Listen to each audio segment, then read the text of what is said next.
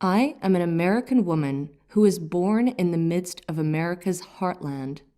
I grew up just like any other girl, being fixated with the glamour of life in the big city.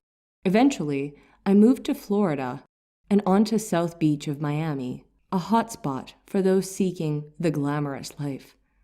Naturally, I did what most average Western girls do. I focused on my appearance and appeal, basing my self-worth on how much attention I got from others.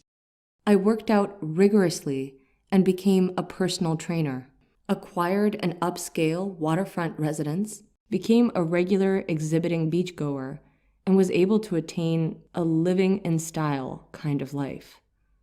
Years went by only to realize that my scale of self-fulfillment and happiness slid down the more I progressed in my feminine appeal. I was a slave to fashion. I was a hostage to my looks. As the gap continued to progressively widen between my self-fulfillment and lifestyle, I sought refuge in escapes from alcohol and parties to meditation, activism, and alternative religions, only to have the little gap widen to what seemed like a valley. I eventually realized it was all merely a painkiller rather than an effective remedy.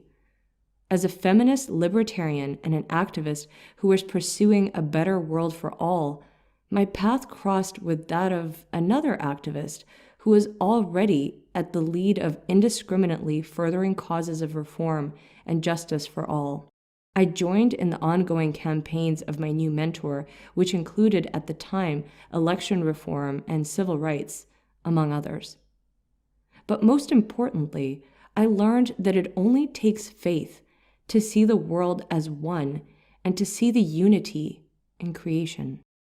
One day, I came across a book that is negatively stereotyped in the West, the Holy Quran.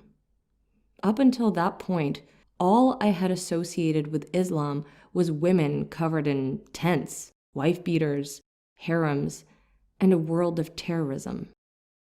I was first attracted by the style and approach of the Quran, and then intrigued by its outlook on existence, life, creation, and the relationship between creator and creation.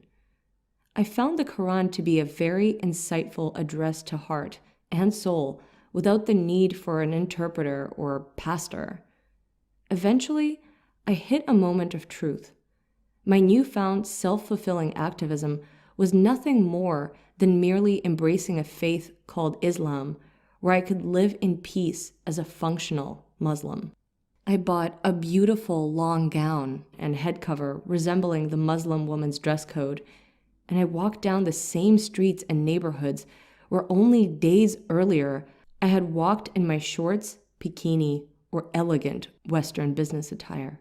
Although the people, the faces, and the shops were all the same, one thing was remarkably distinct: the peace at being a woman I experienced for the very first time. I felt as if the chains had been broken and I was finally free. I was delighted with the new looks of wonder on people's faces in place of the looks of a hunter watching his prey I had once sought. Suddenly, a weight had been lifted off of my shoulders. I no longer spent all my time consumed with shopping, makeup, getting my hair done, and working out. Finally, I was free.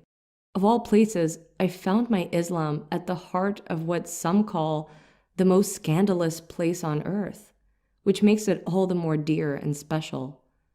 Today, I'm still a feminist, but a Muslim feminist who calls on Muslim women to assume their responsibilities in providing all the support they can for their husbands to be good Muslims, to raise their children as upright Muslims so they may be beacons of light for all humanity once again, to enjoin good, any good, and to forbid evil, any evil, to speak righteousness and to speak up against all ills, to fight for our right to wear hijab and to please our Creator, whichever way we choose. but just as importantly, to carry our experience with hijab to fellow women who may never have had the chance to understand what wearing hijab means to us and why do we so dearly embrace it. Willingly or unwillingly, women are bombarded with the styles of dressing and little to nothing, virtually in every means of communication everywhere in the world. As an ex-non-Muslim, I insist on women's right to equally know about hijab, its virtues, and the peace and happiness it brings to a woman's life, as it did to mine. Yesterday, the bikini was the symbol of my liberty, when in actuality, it only liberated me from my spirituality and true value as a respectable human being. I couldn't be happier to shed my bikini in South Beach and the glamorous Western lifestyle to live in peace with my Creator and enjoy living among fellow humans as a worthy person. Today, hijab is the new symbol of woman's liberation, to find who she is, what her purpose is, and the type of relation she chooses to have with her Creator. To women who surrender to the ugly stereotype against the Islamic modesty of hijab, I say, you don't know what you are missing.